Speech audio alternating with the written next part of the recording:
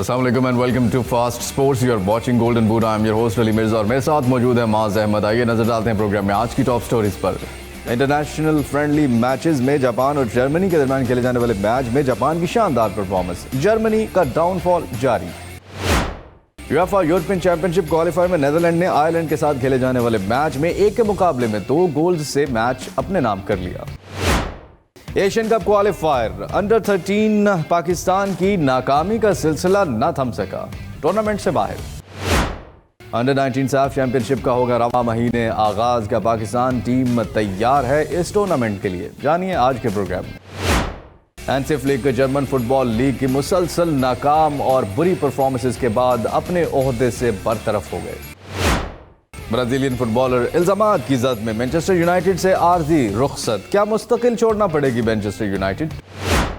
बेशुमार यूरोपीय अवार्ड जीतने वाला स्टार खिलाड़ी, आखिर ऐसा क्या हुआ कि कतरी क्लब को ज्वाइन करना पड़ा।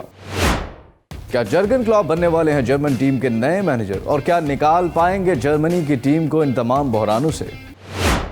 जॉर्डन सैंचो का अपने इल्जामात की तरदीद के बाद मुस्तकबिल पड़ गया खतरे में। मैनचेस्टर यूनाइटेड ने अगले मैच में ना खिलाने का अंदिया दे दिया। और अगर आप में टैलेंट है और अपने टैलेंट को शोकेस करना चाहते हैं तो अपनी वीडियोस बनाइए और हमें व्हाट्सएप कीजिए। हम आपको फीचर करेंगे अपने प्रोग्राम में और बनेंगे लाखों नए यंगस्टर्स की आवाज़ मुतल्लिका इदारों तक पहुंचाने में। Welcome back to Golden Boot program में अब बात करेंगे इंटरनेशनल फ्रेंडली मैचेस। जैसे कि आप जानते हैं प्रीमियर लीग और बाकी लीग्स जो है वो माज ब्रेक चल रहा है उनका, और इस वीकेंड से मैचेस स्टार्ट होंगे। और इस दौरान जो फ्रेंडली मैचेस हैं इंटरनेशनल, कुछ वो हो रहे हैं, कुछ वर्ल्ड कप क्वालिफायर्स के मैचेस हैं और कुछ यूएफए यूरोपियन चैंपियनशिप के क्वालिफायर्स के मैचेस हैं जो हम प्रोग्राम में शामिल कर रहे हैं।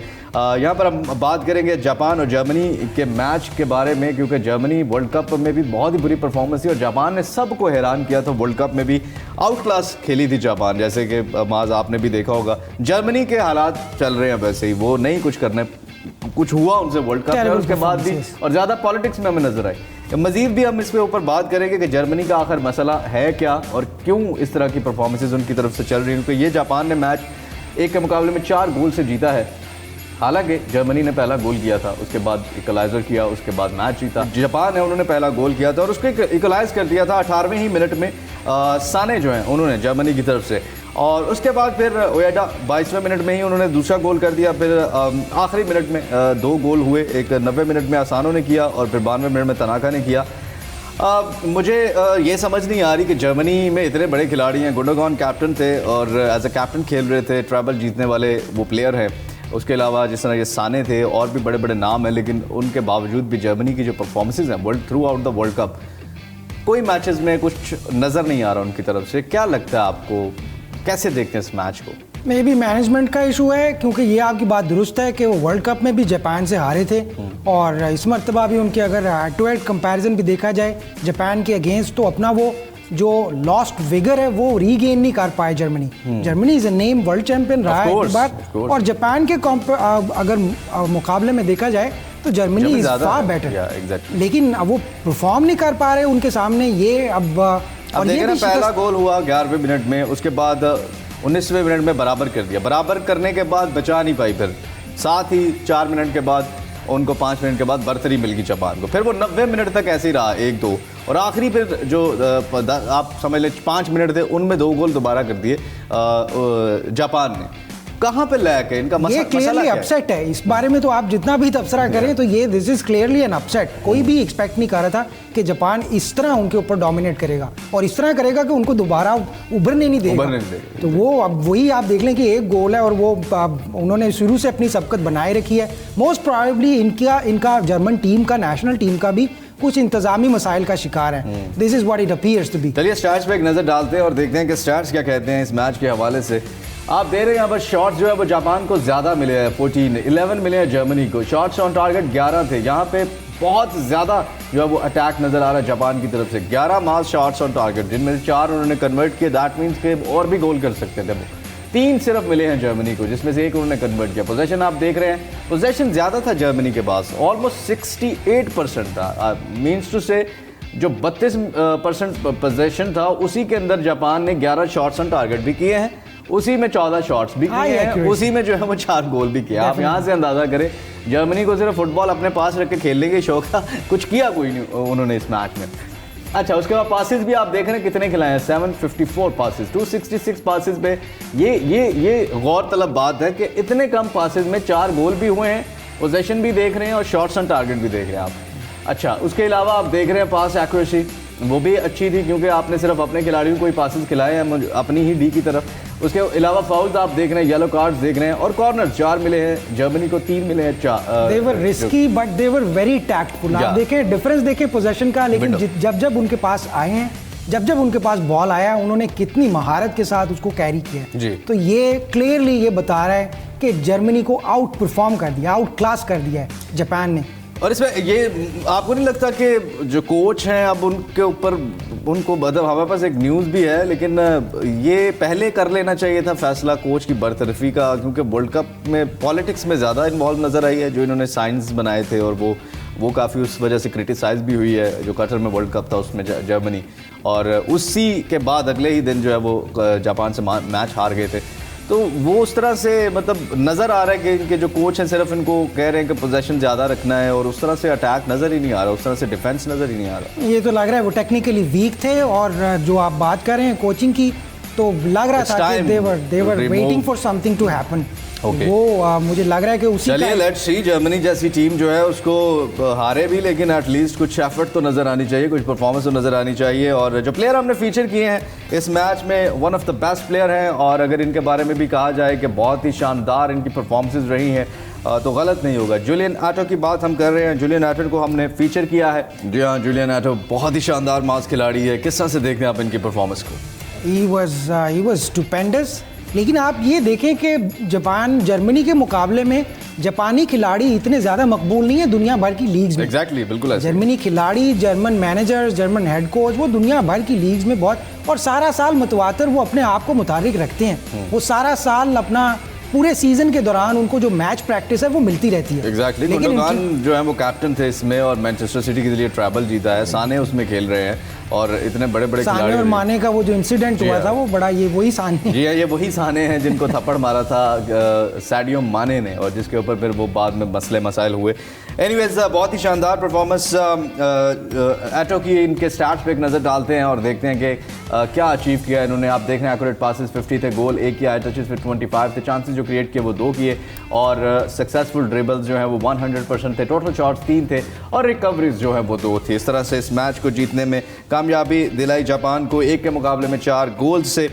अब हम नेक्स्ट जिस मैच की बात करने जा रहे हैं वो मैच है आयरलैंड वर्सेस नीदरलैंड, और ये मैच जो है वो यूएफए यूरोपियन चैंपियनशिप क्वालिफायर का मैच था, और यहाँ पर बेहतरीन परफॉर्मर नीदरलैंड्स की कोडी गैक्पो, जी हाँ बिल्कुल, और वैन डाइक जिनके लिए खेलते हैं, उन्होंने ये मैच 1 के मुकाबले में 2 गोल से जीत लिया है। बहुत ही शानदार परफॉर्मेंस आपने देखी। चौथे मिनट में जो है वो माज पेनल्टी पे जो है वो गोल कर दिया था आयरलैंड के खिलाड़ी ने। उसके बाद नीदरलैंड्स की तरफ से गैक्पो, लिवरपूल के लिए खेलने वाले गैक्पो, जिन्होंने पेनल्टी शूट आउट पे गोल किया, और वेगहॉर्स्ट जिनको मैनचेस्टर सिटी ने बहुत ही कम दामों में लिया था, और बड़ी ज़बरदस्त साइनिंग थी ये, उन्होंने 56वें मिनट में दूसरा गोल करके अपनी टीम को जो है वो फतह से हमकिनार किया।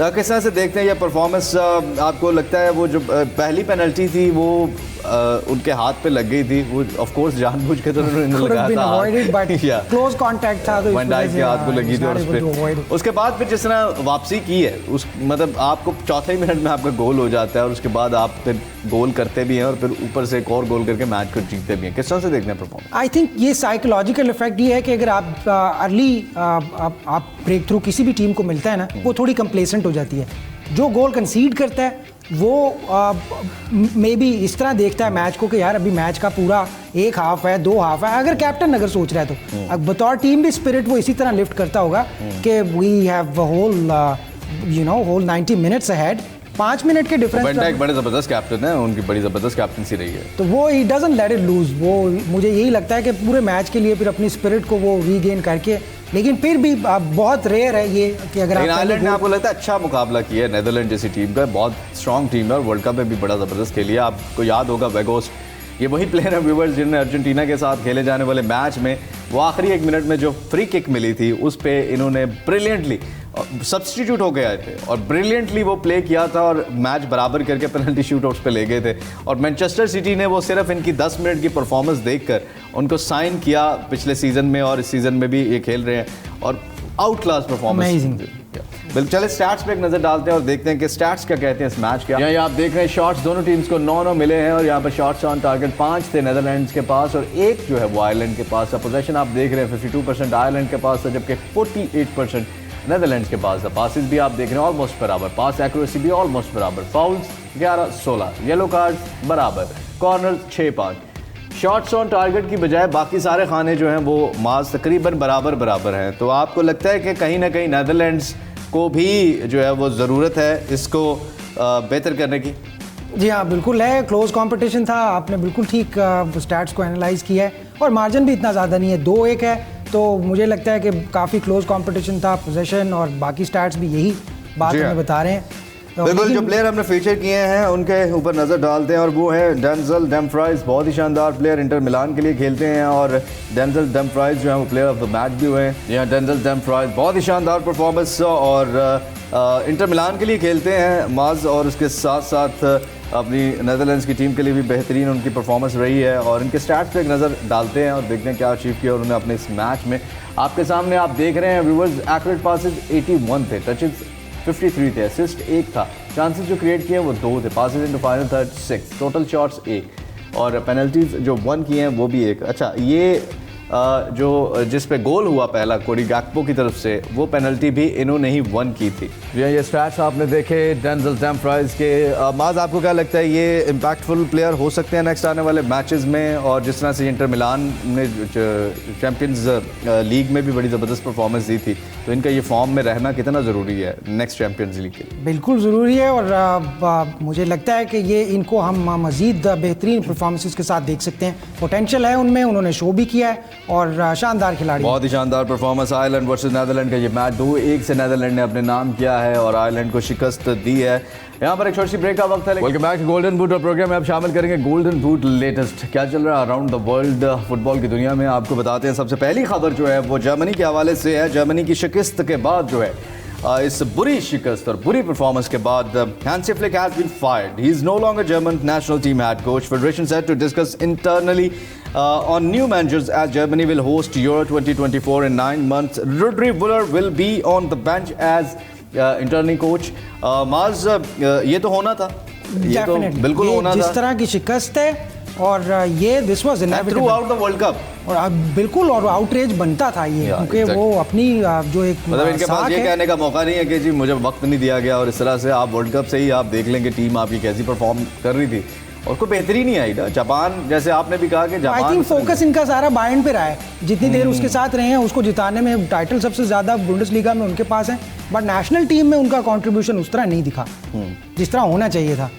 चलिए लेट्स सी अब नए कोच कौन से आते हैं और नेक्स्ट, और जो रुडी वुलर हैं वो किस तरह रोल निभाते हैं, ये जो इंटर्नी एज अ कोच उनको इंटर्न किया है। इनका इंफ्रास्ट्रक्चर भी मुझे लगता है जर्मन जितनी फुटबॉल है, इससे पहले ये भी बतौर असिस्टेंट कोच रह चुके हैं काफ़ी अर्सा। अच्छा, तो फ्रॉम बॉटम टू टॉप जो एक हायरार्की होती है या उसके जो मसाइल हैं वो ये बड़े बेहतर तरीके से समझ सकते थे। रिफ्लेक्ट क्यों नहीं किया, और उसके ऊपर आपने देखे कि इमीडिएट एक्शन लिया गया है उनकी टीम की वजह से, उनकी टीम की शिकस्त की वजह से। काफ़ी वक्त लिया है, वर्ल्ड कप में भी बुरी परफॉर्मेंसेस थी, इनको कुछ नहीं कहा गया, उसके बाद भी कुछ फ्रेंडली मैचेस में भी जर्मनी हारा और कोई उनकी ज़बरदस्त परफॉर्मेंस, ये भी एक फ्रेंडली मैच जापान, चले आप बराबर करते थे, आप क्लोज मार्जिन से हार जाते, लेकिन यहाँ पे भी 4-1 से आप हार रहे हैं। तो इंटर मेरे ख्याल में इमीडिएट तो नहीं है, एटलीस्ट उनको ये डिसीजन वर्ल्ड कप के बाद ले लेना चाहिए। मतलब लाइक आई सेड कि they were waiting for something to happen, जैसे ही वो हुआ है तो एग्जैक्टली। और लेट्स सी आगे जो है इनका फ्यूचर क्या होता है, यानी ये अब क्या करते हैं और नेक्स्ट जो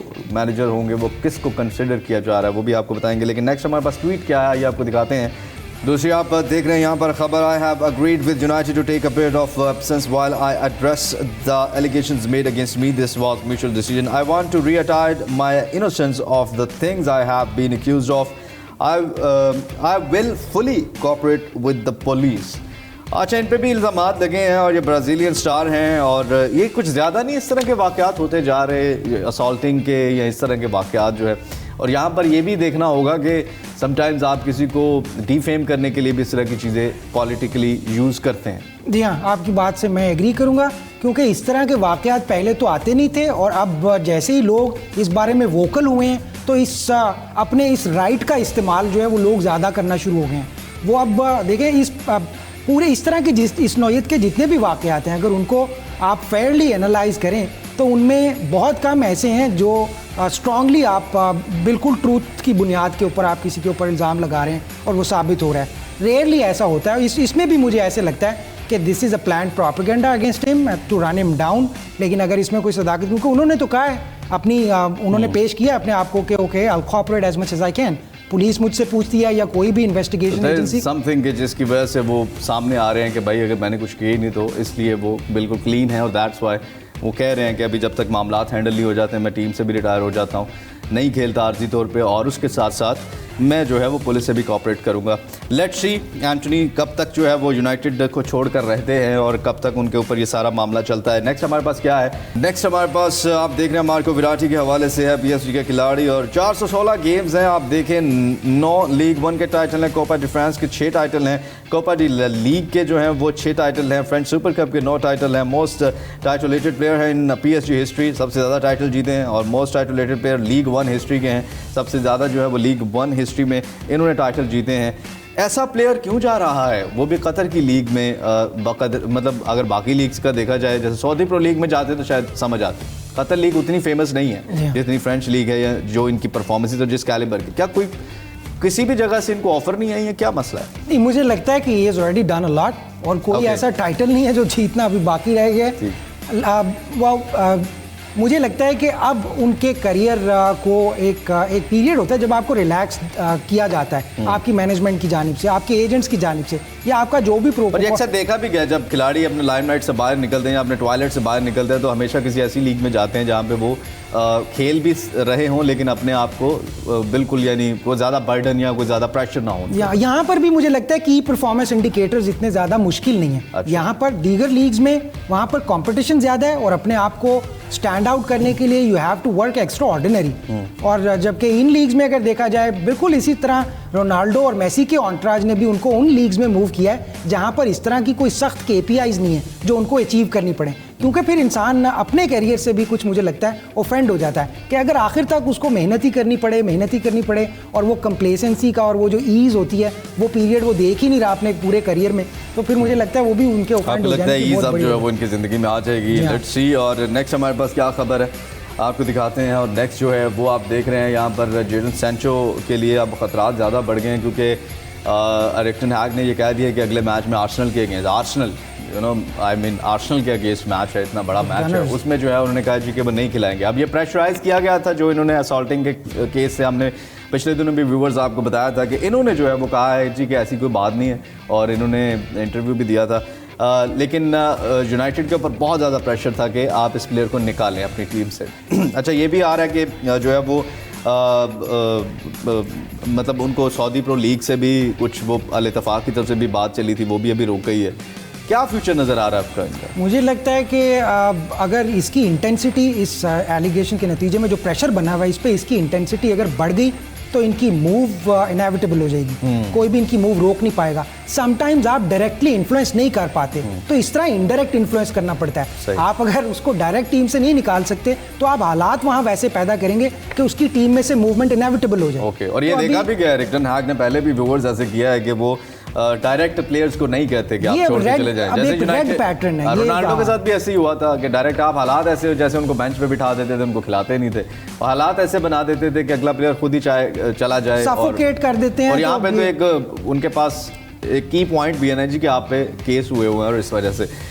एनीवेज, देखते हैं नेक्स्ट फ्यूचर क्या होता है जेडन सैंचो का। नेक्स्ट खबर क्या है, और ये वो खबर है जो हम आपको बता रहे थे जर्गन क्लॉप के हवाले से, और लिवरपूल के कोच है, और लिवरपूल को तो किसी ना किसी तरह संभाला हुआ है इस सीज़न में। पहले तो कमाल की उनकी परफॉर्मेंसेस थी एज अ कोच लिवरपूल के लिए।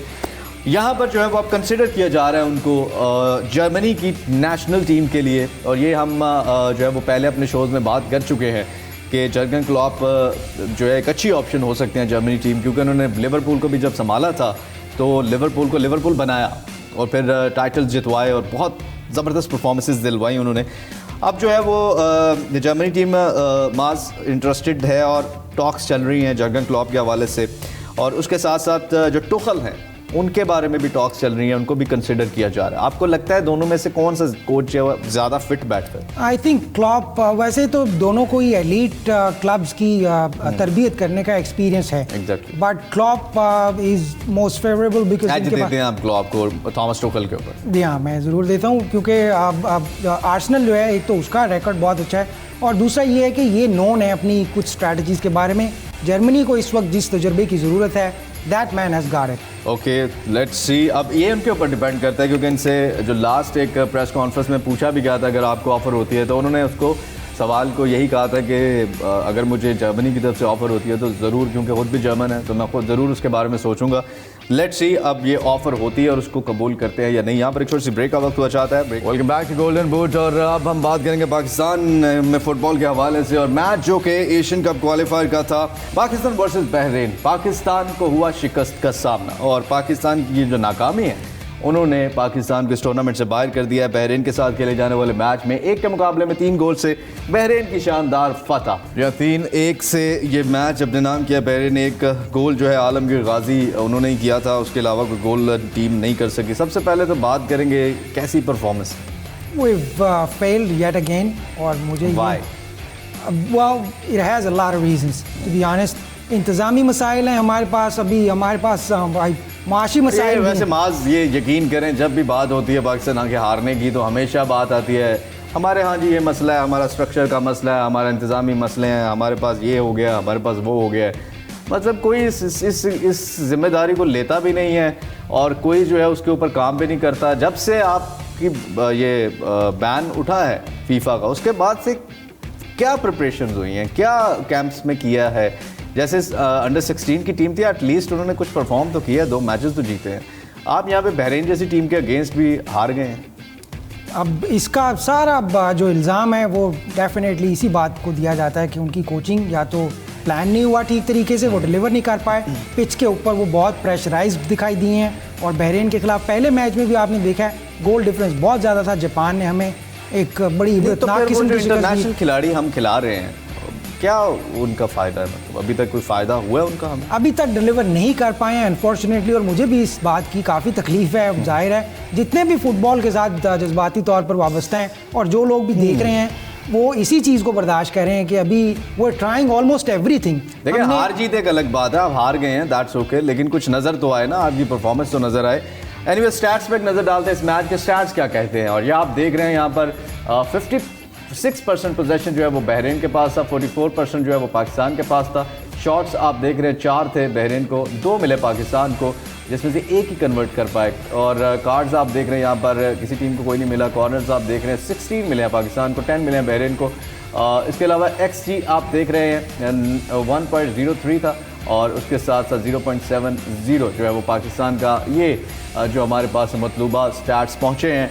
माज, आपको लगता है कि हमारी टीम लैक कहाँ पे कर रही है? वो मोटिवेशन नहीं है, वो जज्बा नहीं है, थक जाते हैं, खिलाड़ियों से खेला नहीं जाता 20 मिनट के बाद, कोई फिटनेस के मसाइल हैं, न्यूट्रिशन के मसाइल हैं, कोई दिमागी मसाइल हैं, किस चीज़ का मसला है? मतलब क्या कहाँ पे काम होना चाहिए? कैपेसिटी बिल्डिंग नहीं है। अभी एक सेकंड, मैं पहले ये क्लियर कर दूँ, इन सर्कमस्टांसिस में, इन हालात में जो अवेलेबल हैं रिसोर्सेज, अब हम स्पेन की बात करते हैं, हम बाकी टीम जैसे बहरीन है, बाकी टीम्स हैं, उनकी फैसिलिटी सारी चीज़ें होंगी, लेकिन जो हमारे पास सर्कमस्टांसेस हैं, आपको नहीं लगता है जो करने वाला होता है बंदा वो करके दिखा देता है? और पाकिस्तान की क्रिकेट टीम ने भी ऐसे किया, पाकिस्तान की बाकी स्पोर्ट्स में अरशद ने अभी गोल्ड जो है वो सिल्वर मेडल जीता है, जैवलिन थ्रो जो है। जी हाँ बिल्कुल। कौन से उसके पास रिसोर्सेज हैं, कौन से उसके पास वो वाली फैसिलिटीज़ हैं? अगर कंपैरिजन आप इंडिया का ही कर लें, लेकिन टीम स्पोर्ट को आप किसी एक इंफरादी I am not saying that, but I am saying कि वो जो रिसोर्सेज हैं, आप उसकी अगर बात करें कि रिसोर्सेज की वजह से हम नहीं जीत पा रहे और हमारे पास वो चीज़ें नहीं हैं, ठीक है, तो इसको साइड पे रखते हुए मुझे बताएं क्या मसले हैं बाकी। देखिए मैं अर्ज कर चुका हूँ, जो मेरी ऑब्जर्वेशन के मुताबिक as much as I know about it, मुझे लगता है तकनीकी एतबार से पाकिस्तानी टीम बहरीन के खिलाफ बहुत तो वीक नजर आई है। कोच को हटाए और कोई टेक्निक वाला कोच लेके आए जो आके इनको समझाए और इनकी टेक्निक बेहतर करे, यही हो सकता है ना? अगर मतलब शहजाद अनवर साहब के पास वो टेक्निक्स हैं, वो तो अभी कह रहे तक थे वो जापान reflect- के बाद तो कि हम जो है जी वो हमें तो पता ही नहीं जापान ऐसा खेल जाएगा। नहीं, पाकिस्तान की परफॉर्मेंस से अभी तक वो रिफ्लेक्ट नहीं हुआ। उनमें जो पोटेंशियल है या जो वो टीम को सिखा सकते थे, उनकी तरबियत कर सकते थे, वो अभी उनके खेल में हमें दिखाई नहीं दिया। इसका मतलब है कि he is fail to deliver. But अगर वो इस चीज़ को एक्नॉलेज करते हैं कि okay I fail to deliver and I will let somebody take over, तो फिर इससे अच्छी कोई और ये बात तो नहीं हो कोई सकती। बात नहीं होती कि आप जो है वो खुद इस चीज़ को, अब पिछले मैच में भी उन्होंने जिम्मेदारी कबूल की कि जी मेरे से गलती हुई है, या मेरे से मीन्स कि हम नहीं सही तरह से मैच को खेल पाए और जीत पाए, तो फिर आई थिंक उनको थोड़ा टाइम दे देना चाहिए, फिर एक सीजन और, तकरीबन एक सीजन और देना चाहिए उनको जो प्रीमियर नहीं। अगर आप ये देख रहे हैं, मैं मेरी जो बात है एक्चुअली करने की, कि अगर आप ये देख रहे हैं, आप गलती एक्सेप्ट कर रहे हैं, आपका प्लान क्या है आगे? आपका बहरीन के साथ क्या प्लान था? नजर आया कुछ आपको प्लान? आप ऐसे ही लगता है कि खिलाड़ियों को बस जो है वो एक पेप टॉक देते हैं कि जाओ भाई खेलो और जीतो, वो जाते हैं, कोई प्लान ए, कोई प्लान बी, कोई प्लान सी, कोई प्लान डी नजर ही नहीं आ रहा, कोई पता नहीं चल रहा कि कहाँ पे क्या है। वही मोटिवेशन भी कुछ चाहिए होता है। एक ब्लॉक है मेंटल के, फुटबॉल इस फॉर्मेशन के साथ खेली जाती है, ये उसमें टेक्निक्स हैं, थोड़ी बहुत जो भी उनकी स्किल्स हैं उस हिसाब से, और वही नज़र भी आ रहा है। कुछ नज़र नहीं आ रहा ना भी जीते लेकिन कुछ नज़र तो आए, कुछ वो नहीं नज़र। आप ये देखें इनफरादी तौर पे हर बंदे ने यहाँ पर, मुझे अब मैं जो बता रहा हूँ, एक टीम स्पिरिट और एक जो टीम की हम आहंगी होती है आपस में, team was not as synchronise at could have been. अब आप ये देखें कि अगर आप परफॉर्मेंस की बात करते हैं तो वो सेंटर लाइन से जो आलमगीर गाजी ने एक शॉट मार के गोल किया है, वो इंटरनेट पे वायरल होने वाली वो लम्हा है। जरा अगर फुटबॉल में तो कोच ही सब कुछ होता है ना, जैसे क्रिकेट में कैप्टन है, उसने स्टैंड लेना होता है ना कि मुझे ये खिलाड़ी चाहिए तो चाहिए, ये खिलाड़ी नहीं चाहिए। इसी तरह यहाँ पे कोच का स्टैंड होता है, तो कोच क्यों नहीं वो कर रहे? देखिए सेंटिमेंट बन चुका है। आप जिस तरह आप इस हार के ऊपर खफा हैं, और बाहर भी अगर आप देखें तो बाहर का भी सेंटिमेंट यही है। जो फुटबॉल फैंस थे, जो पाकिस्तान फुटबॉल को पसंद करते हैं और यहाँ चाहते हैं कि फ़ुटबॉल की तरक्की हो, वो सब इंटरनेट पर, सोशल मीडिया पर अपनी अपनी कैपेसिटी में हर बंदा एक रंजिश, एक खफा वो है ही है।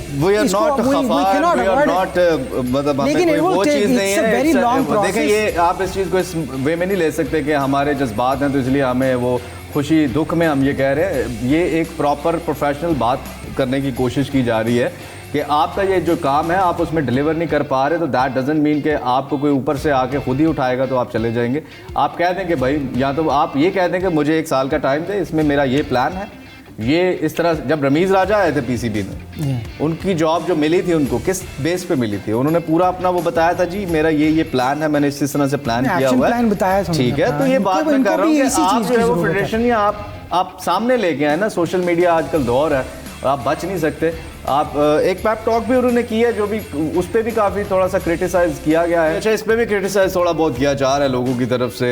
क्या लगता है आपको कि जो पेप टॉक उन्होंने की है कि पाकिस्तान के फ्यूचर के लिए खेलें, और किस तरह से देखते हैं? I think it's a fair attempt to motivate them before the game. और वो क्या कह सकते थे? प्लान की बात नहीं कुछ सुनाई दी इसमें, ये वो तो बहुत पहले की बात है ना। अभी तो अब they were ready to go on the pitch.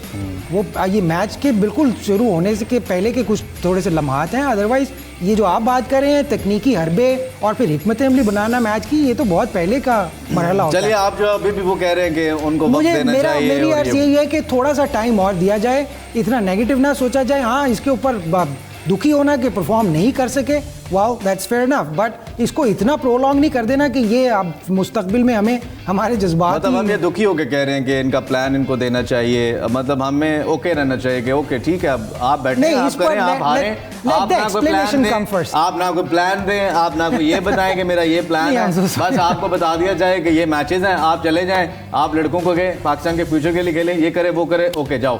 Let the explanation come first. उनको एक्सप्लेनेशन तो नहीं आ रही ना भाई, वजाहती बयान कोई आए, जैसे ही आएंगे पाकिस्तान और आप देखेंगे कि वो जापान की तरह कह देंगे कि हमने कोशिश की लेकिन हमें नहीं पता था वो 3 गोल कर जाएंगे, हमें नहीं पता था जापान इस टेक्निक से, आपका होमवर्क ही नहीं है। एनीवेज, ये कोई दुखी हो के हम नहीं कह रहे, ये हम जो है वो अपना एक सेंटिमेंट बता रहे हैं हमारा कि एक प्रॉपर वे में जो है वो चीज़ें होनी चाहिए। चलें, आप पाकिस्तान में रह रहे हैं, आप 100% प्रॉपर वे में नहीं कर सकते, तो 70% तो कोई चीज़ नज़र आए ना भाई, आपका कोई प्लान तो नज़र आए, आपका कोई ऐसी टॉक तो नज़र आए ना जिसमें आप प्रेस कॉन्फ्रेंस में बता रहे हो कि जी हमारा ये प्लान था, ये चीज़ें हैं, ये आप पिछले मैच में भी हार के जो है वो बस आपने ये कह दिया कि ये हमारी हमसे मतलब मिस्टेक हुई या गलती यहाँ पर थी। भाई आपको मैच हारने के बाद ही गलतियों का क्यों पता चलता है? पहले क्यों नहीं आपको पता होता कि यहाँ पे गलती हो सकती है तो हम इनको कवर करें? एनीवेज मैच हार के अब टूर्नामेंट से बाहर है जी। पाकिस्तान जो है वो एशियन चैम्पियनशिप क्वालिफाइज जो है उसमें अब हमें नज़र नहीं आएगा। एक मैच खेलना है उन्होंने, लेकिन वो जीते हारे और उसका रिजल्ट्स में भी जीत जाए, चले थोड़ी बहुत तो एक जो है वो खुशी कौम को मिले। नेक्स्ट हम जिसकी बात करने जा रहे हैं वो बात है अंडर 19 का आगाज़ हो गया कैंप्स का, और उम्मीद करते हैं अंडर 19 जो है वो सितंबर में जो रवा माह शुरू हो रहा है चैम्पियनशिप, उसमें अच्छी परफॉर्मेंस दे। किस तरह से जारी है जी तरबियत?